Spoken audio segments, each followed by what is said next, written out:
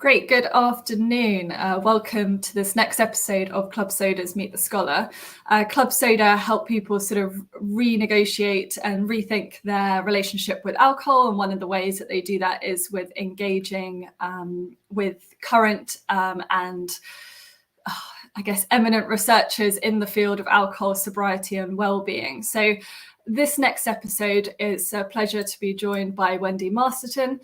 She's a PhD candidate at the University of Stirling, sort of doing interdisciplinary research, which is focused on green space, particularly for mental health and alcohol and substance use. So welcoming Wendy to the webinar. Thanks for coming in. Thanks, Claire. Cool. So you're just coming to the end of your PhD, I think. So do you want to sort of just describe where you're at in the process? So for those of you who don't know the process of the PhD, it tends to be around 3 to 4 years.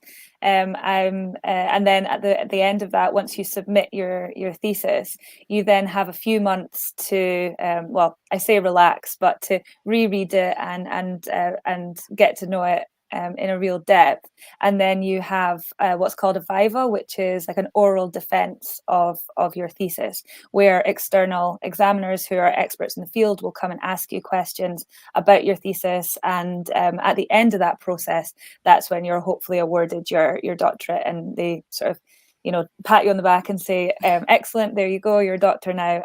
Most people then have an amount of corrections that they need to do, and then that just sort of depends on what the examiners have asked you to do. So I'm in the stage just now where I submitted in December, and my oral defense, so my viva, is going to be on the 25th of February. So I'm in that stage at the moment where I'm sort of rereading and editing and thinking of all the questions that they possibly could ask me. And I was just saying to Claire before we started the call that that you can revise for the generic questions, but it really comes down to on the day, your work better than anyone, and just being prepared to defend it and explain what you did and why you did it. Cool. So I guess sort of outcome of that is that you've sort of finished the data collection, right? So you've planned your study, you've done the data collection, you've then written up your findings, and sort of you're now in the process of getting it, I guess, your own doctorate rubber stamped by other professors.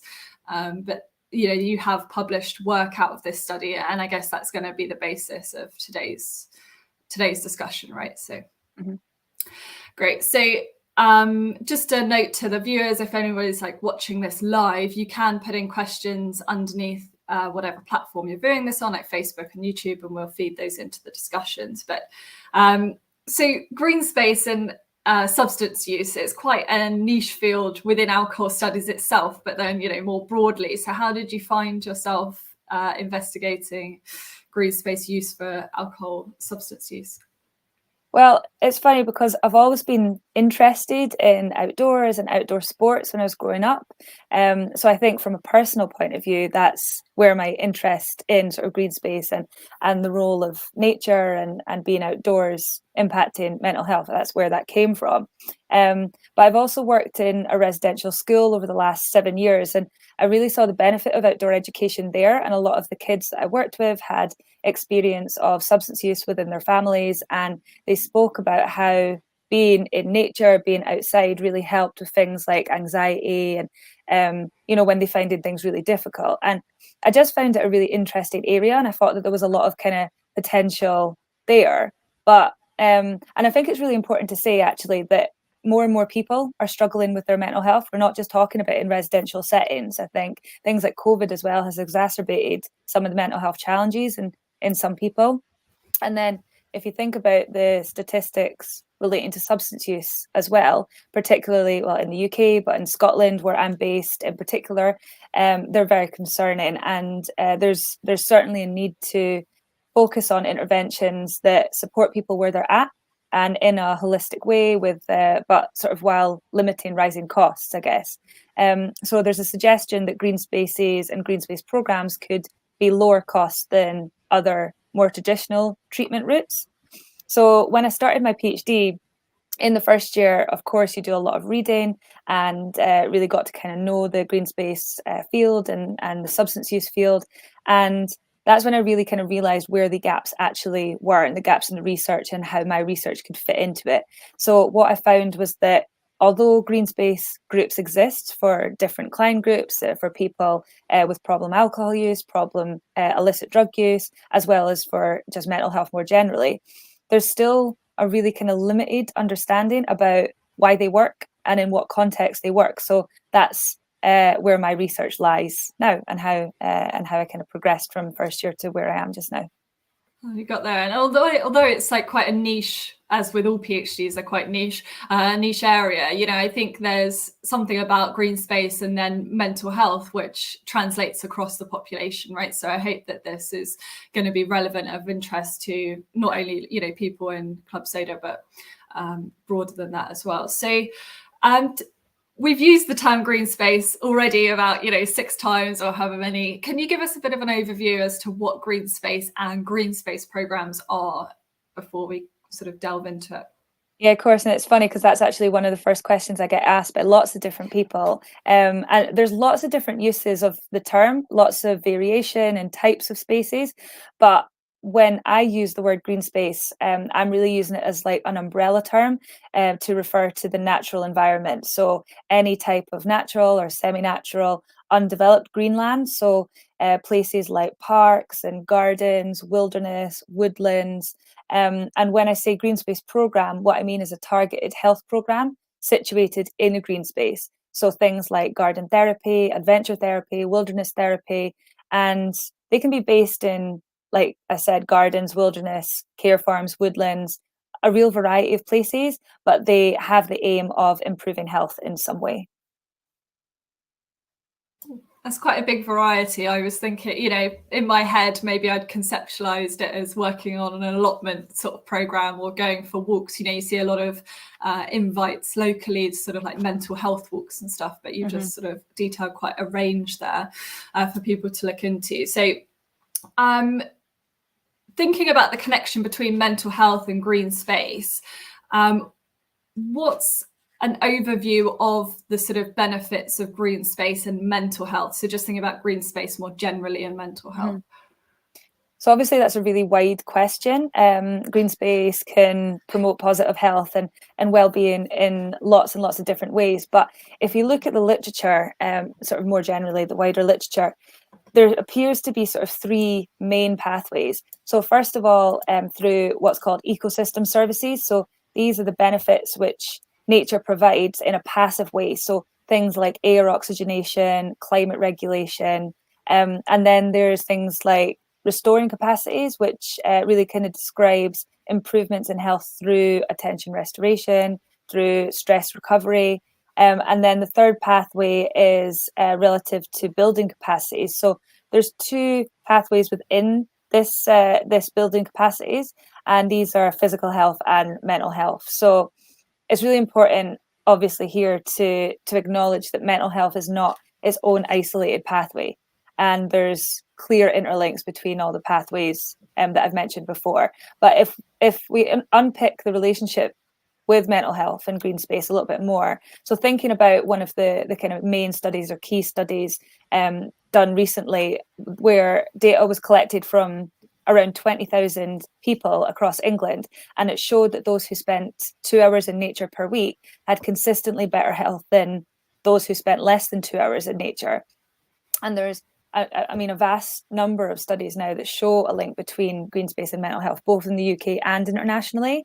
So there's been research done in domains like subjective wellbeing, depression, anxiety, happiness, general moods, psychological distress, schizophrenia, bipolar, and lots of different others as well. So I think what's really interesting, though, is that green space appears to actually be more beneficial for people with poor mental health compared to those with better mental health. So when people with poorer mental health are on programs, the change from their baseline to after the program is greater than those that actually started with a higher level of mental health. Okay, so those who are sort of feeling at the worser end scale of mental health will disproportionately experience the benefits of being in green space compared to those who are generally feeling okay. Mm-hmm. Yeah. It seems like there. So it seems like there's greater improvements from the kind of baseline state of a person if a person's baseline is sort of they're feeling or they're experiencing more challenges with their mental health, and I found that really interesting. Cool. And so I guess just touching upon what you said, so the benefits to mental health not only come sort of from a physiological standpoint, if you think of like oxygen, but then also like behavioral. Is that sort of two areas? Yeah, absolutely. Yeah, in terms of mental health and physical health, obviously very interlinked pathway, but green space really really promotes mental health because of lots of different things, which I'm sure we'll go into a little bit later on when I talk about my work. But things like, you know, social relationships and that feeling of kind of like being away and getting away from your kind of day-to-day lives, even just for kind of half an hour. And these kind of like learning new skills, things like that, they all kind of feed into this pathway of kind of like building capacities that promote mental health. Got you. Okay. And so then when we think about the benefits to mental health, how does that tie in with alcohol and addictions and things like that? So, I mean, there's a well-documented link between poorer mental health and alcohol use.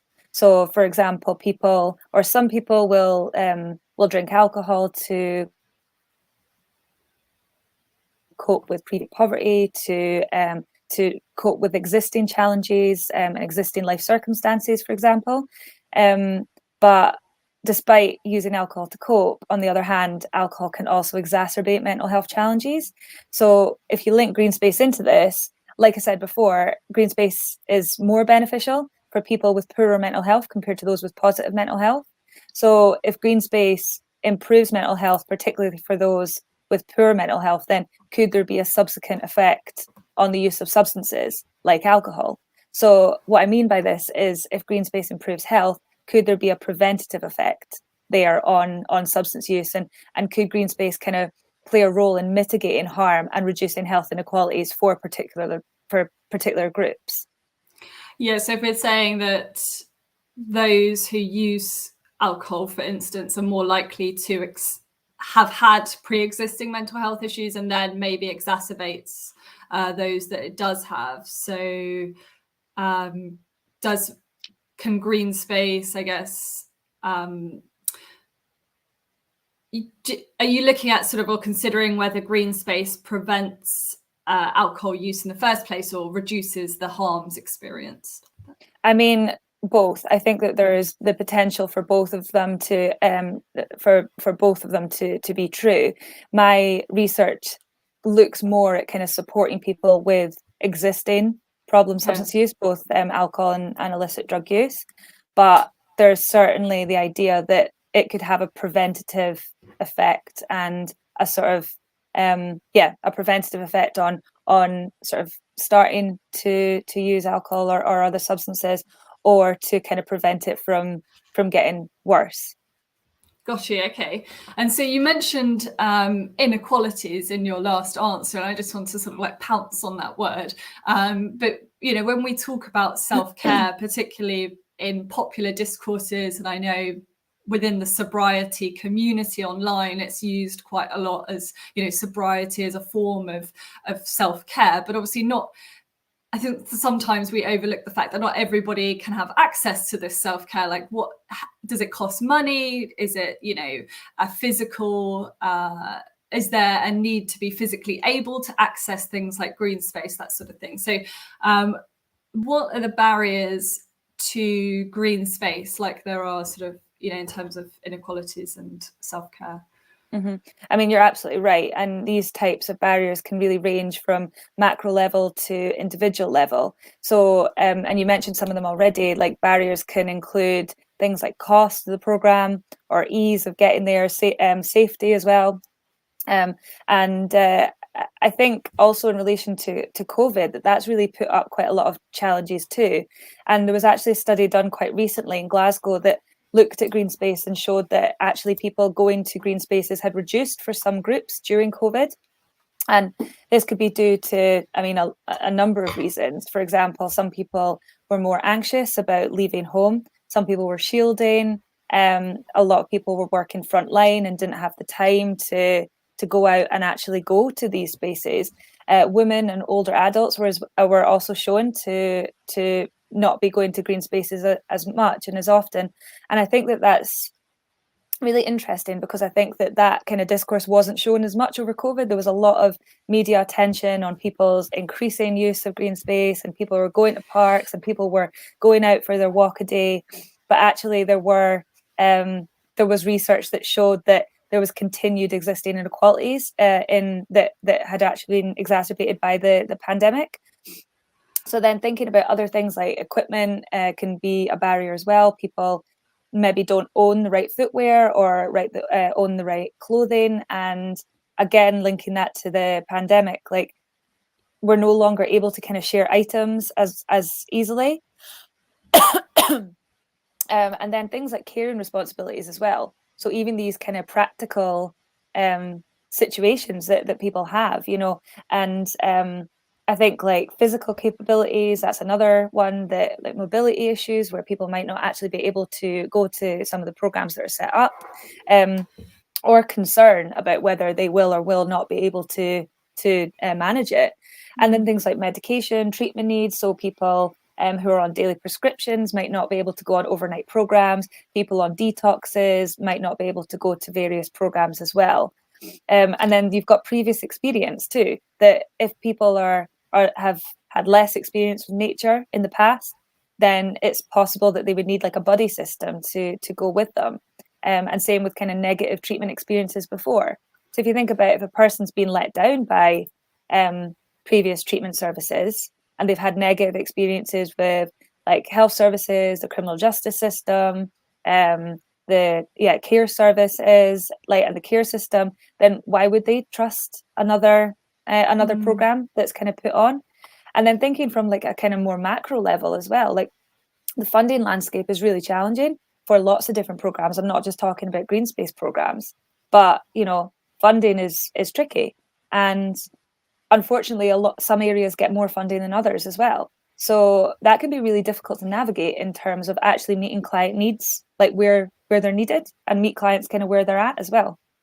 Yeah, I guess something that comes to mind is sort of those areas of, national beauty in the UK. If we think of sort of Snowdonia or the Lake District, and particularly in the pandemic, there was this kind of almost panic on mainstream news about the amount of people that were flocking to these places. And this isn't to undermine the fact that I'm sure they did receive disproportionate amounts of people.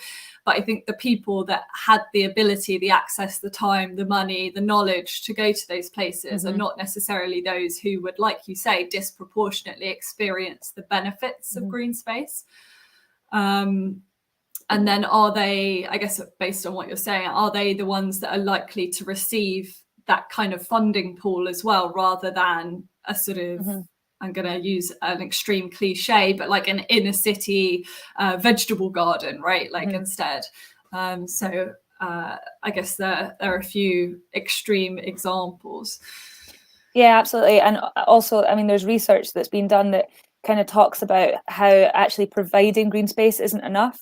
And there really needs to be these kind of like targeted programs that takes into account these types of barriers, because yes, like you're saying, you had people that were visiting the national parks and making use of those, but actually is that kind of a self-selected sample of healthier people who have already got the efficacy to like go and do these things, that have got the access? Because a lot of the places are not accessible by public transport. You need a car, you need the knowledge of where to go, where to park, how to get sort of into the areas, and the time to do so. And like I was saying, the clothing, the footwear, like awareness of things like weather, and these can be huge barriers to people that are often not like really acknowledged. So yeah, there has been quite a bit of work kind of looking at, is quantity of green space actually enough to encourage people to go?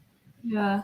The other thing that comes to mind, I guess, like from my own personal perspective is, you know, I live in a relatively rural area, rural town, I guess, but we have like a park area and that's great.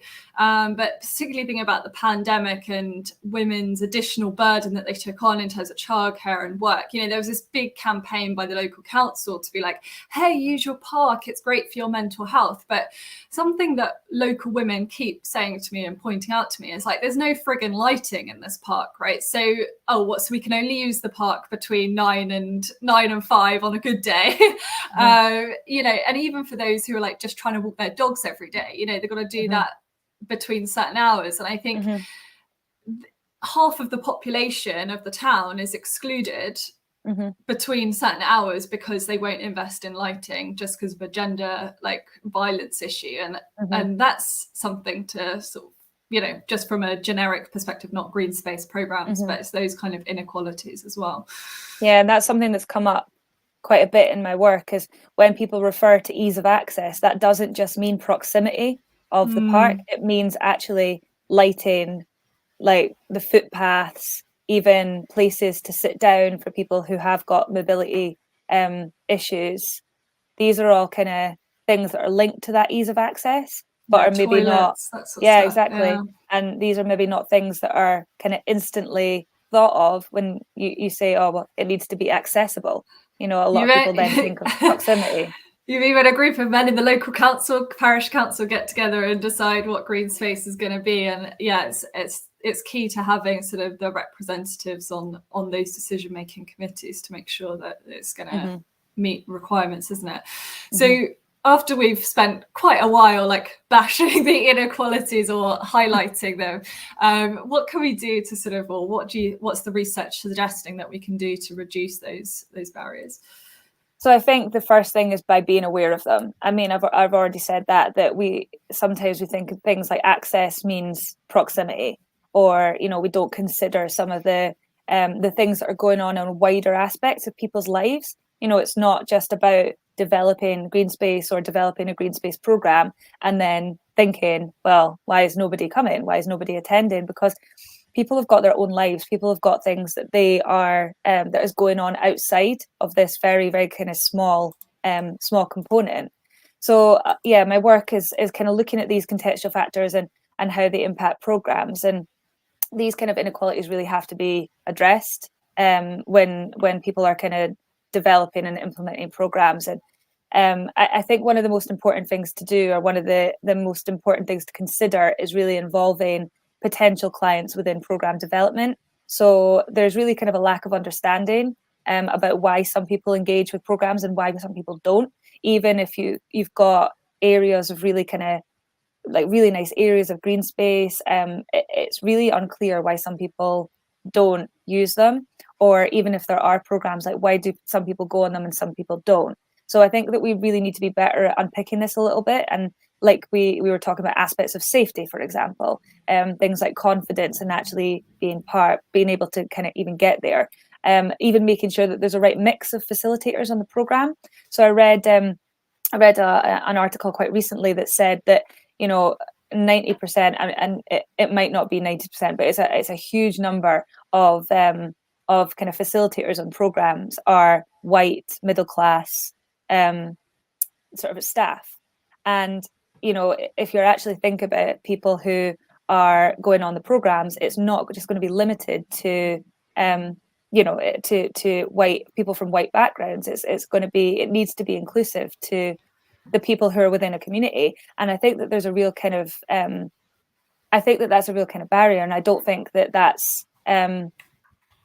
challenged enough either. So I think, and part of the work that I did and what people were talking about was that, you know, there really needs to be a mix of ethnicities on the program and in terms of staff, because if people don't build rapport with the facilitators, if people are from very, very different backgrounds, and there's going to be a real challenge there with people kind of taking part and engaging. So I think that all these things are really important to consider, and involving potential clients in how they want the programs to run, and really integrating what I call client voice into this kind of research is is really, really important.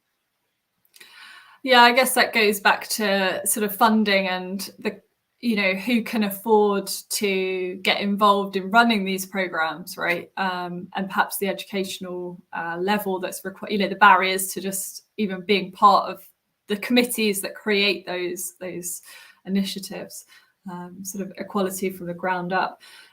So within your we've talked a lot about the general research that you have obviously mapped before you then embarked upon your specific study. And part of your study was looking at how do we even assess the efficacy of these programs, and you developed sort of a framework there. So do you want to talk us through that a bit? So yeah, like you're saying, my work looks at the kind of key components and processes that make green space programs successful. So this is really looking at kind of not if programs work, but how they work. So in my PhD, I had 3 phases. Sorry. And so the first phase was a review of the international literature on green space programs related to mental health.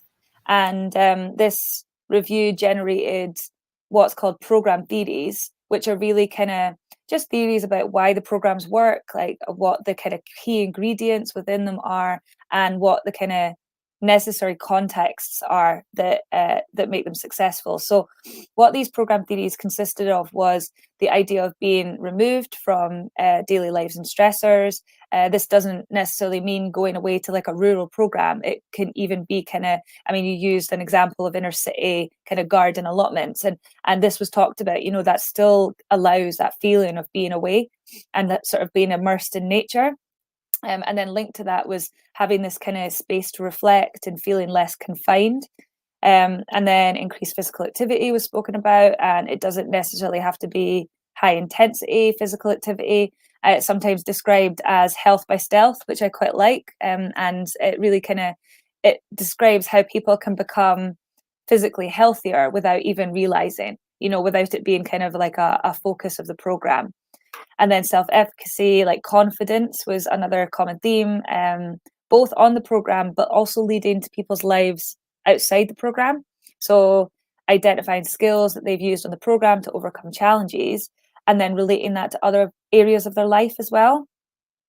And then having a purpose was mentioned quite a lot, things like ownership and changes in self-identity. So like positive changes in self-identity. So people were speaking about like clients no longer feeling, well, for one of the first times, not feeling like they were somebody with like a problem with alcohol or a problem with substance use. Like, they were actually a person like on a garden program who was doing all these kind of gardening things, and they had these skills, and it was just this like change in identity. And, that can be really, really powerful. And then relationships, kind of unsurprisingly, was spoken about a lot, and both in terms of relationships with the staff, relationships with the people on the programs as well. And these kind of shared experiences really help to allow improvements in like communication, reduces isolation. So that was kind of the main program theories about why programs are said to be effective. So then what I did was I ran a survey study of green space organisations in Scotland of lots of different types of programmes, and sort of asked them what their general opinion of this framework was that I developed. And what I found was that there was real kind of widespread support for the proposed framework, and both for mental health, so programmes that supported people with their mental health, and also programmes that supported people with problem substance use as well. What was interesting was that there was no difference in opinion between types of programmes that supported people with their mental health but not substance use, and programs that supported mental health and substance use. So what I found really interesting then was that the framework could potentially be used in both settings, and for programs that supported people with alcohol or illicit drug use. I guess it suggests like the overlap, or reconfirms the overlap that you were talking about earlier about mental health. And alcohol use, right? So absolutely. The shift away from, the improvement then leads to similar outcomes on those. And it's these kind of like the causal reasons why programs are successful, and these types of kind of, like I was saying, self-efficacy, changes in relationships, I wanted to see if those kind of mechanisms were present for these programs that supported people with problem substance use as well. And this sort of kind of exploratory study suggested that, yeah, that was the case. So yeah, found that really interesting. And then tested in a third phase, used interviews. So interviewed staff and wider stakeholders about the framework again, and sort of asked more in-depth questions about what they thought about the framework, and really kind of refined it for use with problem substance use. So yeah, that was the sort of journey of the framework development, and what I did in the stages of my project. Cool. So you also touched upon there, like sort of different outcomes or sort of features of what people experience within those programs. But within one of your published papers, you talked about categorizing sort of different things into the concept of the individual self, the social self, and the last one was nature. Yeah. So can you give us a bit of an idea, like sort of talk us through that? Yeah, so those three ideas, or those three terms, were actually seen in a slightly different way by in another paper by Fernie and colleagues, and they were looking at a wilderness therapy model. But in my work, the idea is that the programs are successful due to these changes within an individual, changes in sort of a wider social sense, and then the therapeutic effect of nature. So going back to kind of what I was saying earlier about some of the research done about attention restoration, stress reduction, because of being in a natural space, and then these kind of feelings of being away and sort of immersed in nature, connection to nature, these would fall under the heading of nature. And then changes in self-confidence, feelings of purpose, changes in physical activity, these are falling under individual self changes. And then the sort of changes in relationships with like staff and peers on the program, these fall under the heading of social self. Gotcha. Okay, so just sort of more categorizations which are helpful sort of when you're thinking about it. Cool. And so you talked about how the framework was effective and the interviews with stakeholders. Can you sort of like talk a bit about your experience with those? What, the interviews themselves, or sort of testing the framework in general?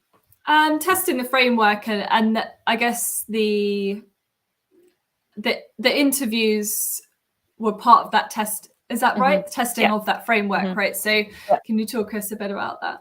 Yeah, sure. So yes, it was a 3-phased testing, basically. Like phase 1 was the development, phase 2 was the survey that tested, and then phase 3 was kind of more in-depth qualitative interviews. So so like I said, in the second phase, that was testing the framework that we developed first of all. And I think it's important to kind of mention here that there was responses from 10 different regions across Scotland, and there was a real kind of wide variety of types of green space used. So there was rural, there was urban, so it was a really kind of broad categories of green space programs that were being asked their opinion. And so that's why it was kind of really interesting that the results were showing this kind of really high level of agreement with the framework, including those that supported problem substance use and those that didn't. And then in the third phase, I asked the staff and the stakeholders about how the framework accurately or not represented the green space programs that supported this client group, and that kind of allowed me to refine and finalize the program theories.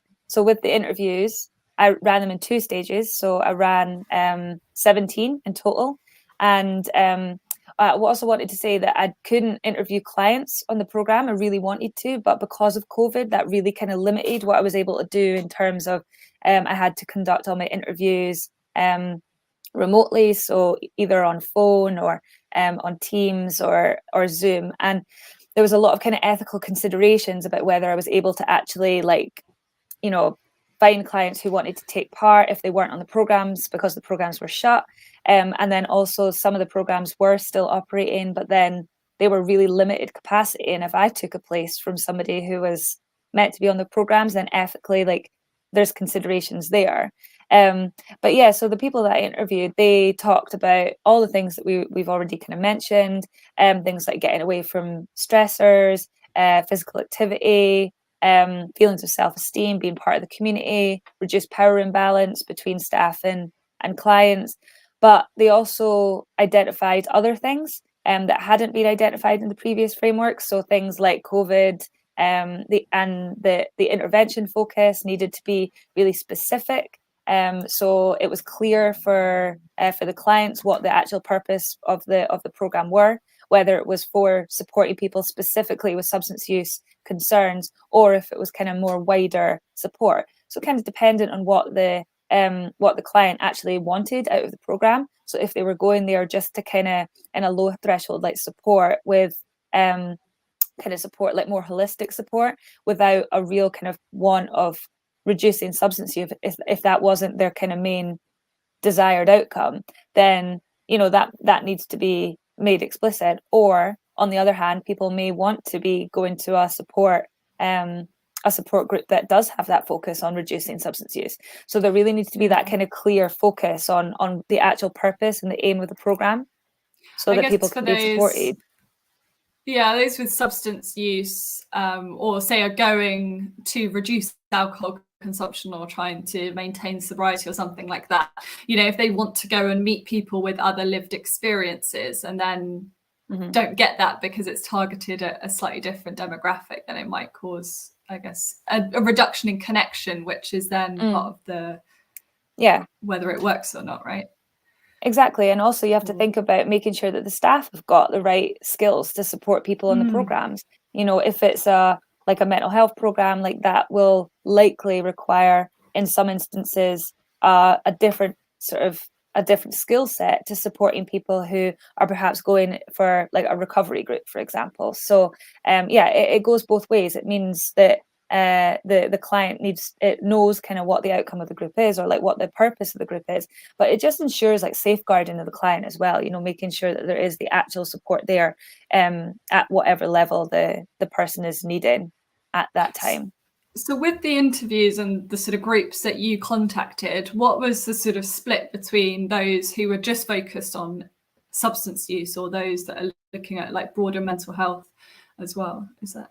Well, I think this is really interesting because I was quite keen on looking at, obviously, if groups can, if the framework was kind of transferable to groups that just supported people with problem substance use. But actually, one of the things that came out of the interviews was that, do you really want to split that? Because actually, one of the reasons the groups can be successful is because it kind of breaks down that kind of barrier of it being mental health or substance use focused.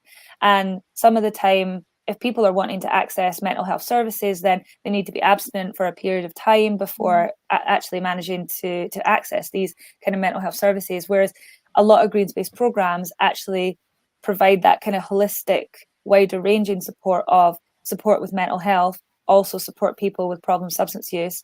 And it's not they don't kind of act in silos, I guess, than other types of services do. So I think that quite quickly I realized that it was really important to kind of view them as a group that can be kind of combined to provide this kind of like overarching support. Although, of course, like I was saying, some groups do have that focus of reducing substance use or supporting people who are looking to reduce substance use, particularly in places like therapeutic communities and in like recovery sort of orientated programs. Yeah, okay, cool. So there's almost, probably overlap between the clients within the group. So there's sort of no point in sort of distinguishing or excluding groups from your study sort of based on different things. So you talked about COVID, and I just wanted to go back to that because you said you couldn't interview people, or you couldn't interview the clients, obviously, because of safeguarding and ethical issues with COVID going on. And some of the barrier was that, or one of the barriers was that the green spaces weren't operable during that time. This is probably outside of the scope of like your actual study, but, what was there much commentary from those the programs that you interviewed around how that exacerbated inequalities to green space, right? Having that period where people can access it. Well, I mean, I think that there was quite a few comments in terms of there was definitely frustration because I think there was quite a few staff who worked on programs and saying, you know, of all programs, green space programs outside surely have the least risky in terms of infection rates, and that actually there should be more support put in place for getting more people onto these types of programs, where when indoor programs have been very limited. I think that was maybe the case in some circumstances. I know that there was certainly a push for increasing outdoor talking therapy, and I know that the BPS, they released guidance in the BPS is the British Psychological Society. They released guidance in relation to outdoor talking therapy, so that because a lot of people were not able to access their usual talking therapies inside, so actually moving it outside so that people were still able to attend. Now, this obviously didn't happen in every circumstances, and you're right that, you know, and we've spoken about this earlier, that COVID exacerbated some of the inequalities in terms of access, and particularly people that were having to kind of homeschool, stay at home, people who are working frontline, people who are, you know, shielding, people who had anxiety about going outside. All this, obviously, COVID was going to really kind of exacerbate that and really kind of make some of these inequalities very obvious. But at the same time, there was that some people were able to access services outside that perhaps were not able to continue their services inside. So it did sort of try and break down, or some services were able to kind of adapt and sort of adapt to the situation to still provide services that weren't possible kind of before. And I think that was a real strength of green space through the pandemic, and continues to be, you know, because it does provide that, I guess, less risky environment relative to infection when people are outside. The other thing that people said on the interviews were that some of the programs, and this isn't just green space, but, you know, services in general, moved online. And so there was people doing kind of yoga online, and people were doing like gardening things online. And this, I think, from what people were saying, also broke down some of the kind of like access barriers too. And one person in particular I was speaking to was saying that people who had real anxiety about joining groups before actually were able to kind of do these online groups, get to know the people on the groups, and then when things kind of opened up and they were able to do face-to-face, they were able to actually then go to the groups because they didn't have that anxiety about not knowing kind of what to expect, and they already had those kind of like relationships. So I think that there was definitely benefits that that services were able to adapt to, but, you know, going back to, there were obvious kind of inequalities in terms of access across other client groups as well. Yeah, and I guess that changed just thinking about sort of the different waves of COVID in the UK anyway that we've experienced. And I know Scotland's had different rules to, you know, some are England and Wales and so on. But what sort of wave, just to give context, were you doing your data collection in? Was it like the first lockdown? Sorry to bring it all back to you. You're like, oh, I'm having people struggling. Yeah, I think because it's really difficult, because there was just so many different, I mean, because Scotland were kind of in a lockdown from about September to Christmas. Like it just kind of kept rumbling on. And so I did this, I know that I was doing the survey study, so phase 2, that was right at the start. That was kind of March and April 2020. Yeah. And so that was quite difficult to even get like recruitment there. And obviously a survey study is good because it's online, but still some people were not on their work email addresses. Some people were like furloughed, not doing any kind of work. So yeah, that was quite challenging. And then the interviews ran at the end of 2020 into 2021. So we didn't really open up in Scotland from September. We opened up slightly in August, and then we went back into a lockdown in September, and then that kind of rumbled on, and it didn't really open up again. And then there was certain rules, so some programs were able to open up, and then after Christmas, I think the whole of the UK went into like the third lockdown. So my interviews were kind of when things were slightly open up, the first stage, and then the second stage was kind of, I think, when we were still locked down at the start of 2021. So pretty much yeah, pretty much over the kind of some of the worst bits or the most like kind of restricted bits. Yeah, it just helps give some context as to like why these green spaces, now I think perhaps green space initiatives are more likely to remain open because we know that the risk of infection is a lot lower outdoors. But obviously back in March 2020, we had very little knowledge of the different factors involved. So yeah, and I think that it really kind of depends on what service it was as well. There were certain differences between like NHS statutory services and third sector services. So third sector had a little bit more leeway in what they were able to do and when they were able to kind of start their programs again. Whereas the NHS services were, they had really kind of strict risk assessments, and they had to kind of they all had kind of like risk assessments that they had to follow in ways that the third sector didn't. Of course, the third sector still had like risk assessments that they did, but they were like internal based. So in quite a few circumstances, it was the third sector services that opened up first. And there was that kind of frustration among kind of NHS services where, for example, thinking about like community gardens within like hospitals, and it used to be like, I don't know, 5, like maybe 6 residents or patients to 1 staff, and then suddenly it became 1-to-1. So suddenly you've got like 4 or 5, 6 people who are not able to access like time in the garden because there's just not the staff to kind of do it, just because of like the really kind of stringent risk assessments that people were having to do. So there was quite a lot of frustration about that as well. Yeah, I can imagine. It doesn't help the inequalities issue.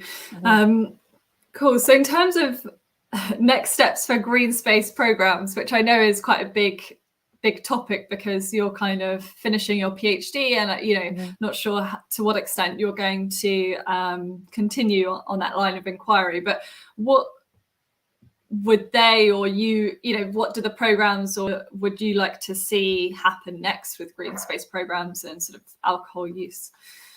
Well, I think it's really positive that there's this increase in programs, like generally. And I think it's really positive that there's an increase in awareness of how nature can benefit us. I mean, and I mentioned this before, like there was a lot of media interest about how nature is good for us, how time spent in green space is really important. And I think that was certainly raised, like that awareness was raised over the pandemic as well. It's also really encouraging to see commitment from the government in things like social prescribing, so things like green prescriptions rather than kind of a medical prescription, both in England and in Scotland as well. I think in particular up here in Scotland, there's a real kind of drive and commitment from the Scottish government that they really want to kind of be like leading in these types of social prescriptions over the next few years. So there's certainly kind of money going into them. And I think that that's really positive and really exciting. In terms of what I think is really kind of needed, I still think that there needs to be a kind of streamlined approach. I think that things are still quite fragmented in Scotland in terms of like what exists and how things work together. And like I said, some places have more access to funding than other places do. So I think for me, like building a real understanding of why programs are working, and that's always ongoing. That's kind of what I continue to work on, to like continue to build this understanding about why programs are successful. I think there needs to be conversations about outcome measures. So there's debates on sort of quantitative versus qualitative, so things like numbers versus people's stories. I think it'd be really good to have more of a discussion about how these types of things can be integrated, how we can make sense of them, because funders are often looking for certain things.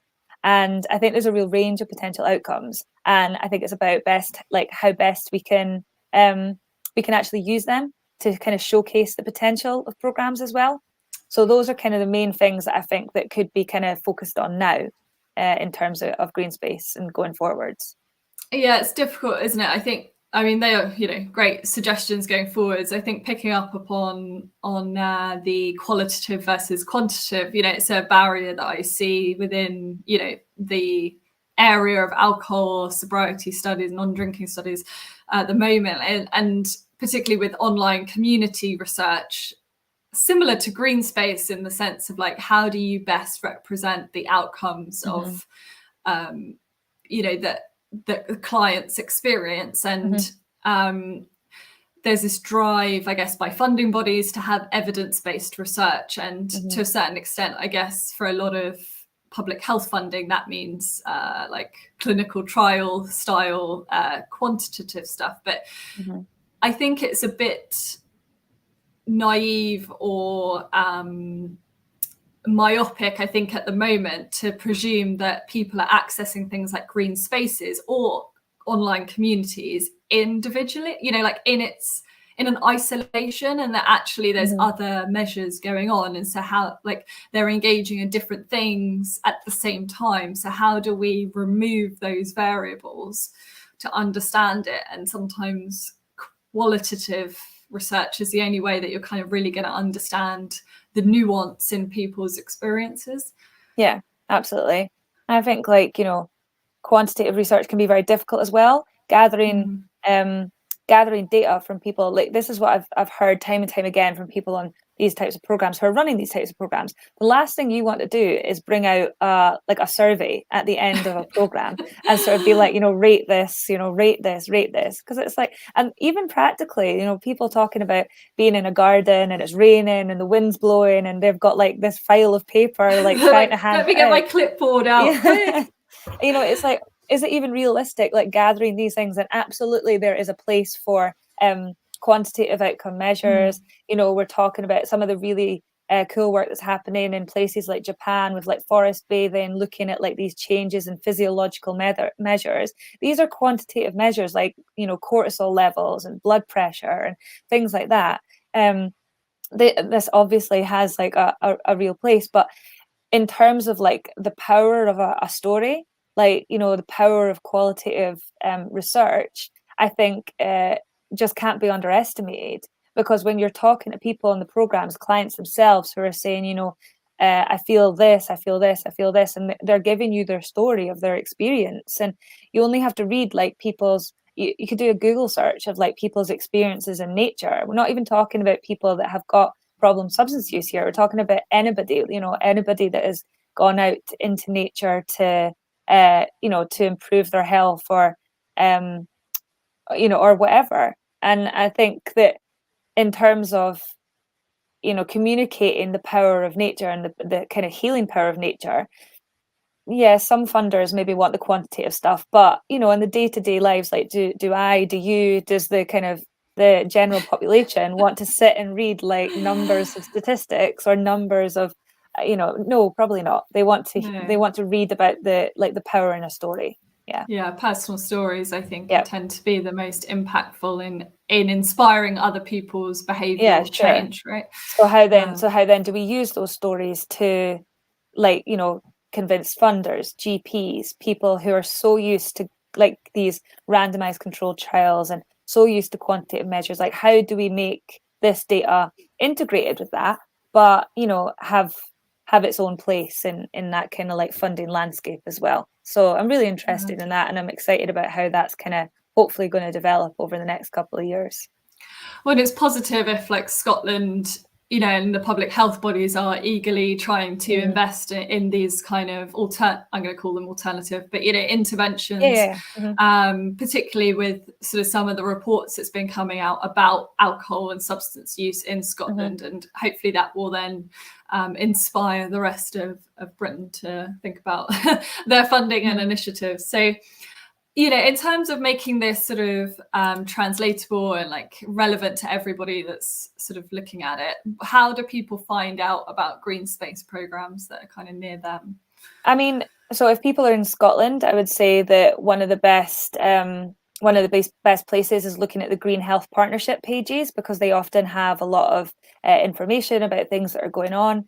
Wider across the UK, I would say like your community hubs will have information, things like walks and what's going on within the community. This is kind of what I'm talking about, that there's quite like it's still quite fragmented. There's no database that kind of shows you everything that's going on. You mean it's not greenspaceprograms.com for all your green space program needs? But there are databases like Paths for All, there's Trellis, there's TCV, like the Conservation Volunteers. They've all got websites that have got a lot of information about where people can get involved in various programs. So whether they're walks, gardening, conservation type stuff. So I think that those databases are probably some of the best places to look. Cool. Thank you for giving us some pointers in those directions. And I think, local councils probably a good place to also start if they're offering funding to some of these programs, then they may also promote them as well. So great signposting to other places if people want to check it out. So we talked a bit at the beginning of the call or the webinar chat that you are you're heading into submission, into your Viva. So, this marks the end of your PhD, I guess, in green space programs. But what's next for you personally in terms of your academic sort of journey with this? Yeah, so I'm just starting a lectureship at Stirling Uni. I was offered a lectureship in criminology, but specialising in substance use. So I'm going to be teaching a lot on different topics, really, really wide base in criminology. But I'm excited to bring green space work into the faculty. And I spoke a lot about that in my interview and kind of what my research area is relative to substance use. So I'm really excited about that and kind of collaborating across the departments, because there's people that are doing really exciting research as well within the university and other universities as well. But yeah, that's my focus in terms of green space, is to really seek funding to kind of continue some of my work alongside the teaching aspect.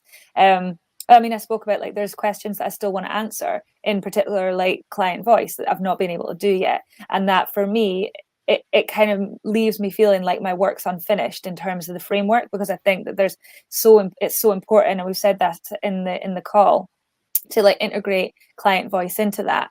And then also with the outcome measure discussions, this is something that I am really interested in exploring a little bit further. So yeah, in terms of my own journey with green space, that's kind of what I'm wanting to focus on if funding permits. Yeah, great. So there's kind of still questions left to be answered. And I think that's a great way to kind of leave a PhD, is to feel like you still want to contrip to that space, rather than feeling like you're very much done with this space and never want to see it again. So congratulations on the new role. I hope to see outcomes from your PhD in terms of papers and sort of go forward research. I'm sure the rest of the community will be as eagerly awaiting. So I'm conscious that we're coming up to the end of the hours, and I'm precious of your time, so let's sort of wrap it up there. But thank you so much for answering all of the questions we had today. And if anybody wants to watch again, they can do via YouTube. We've had a few live watches and sort of interactions, engagement with the feeds. That's great. And hopefully see you again next time for the subsequent episode of Meet the Scholar. So thanks very much, Wendy. Thanks very much.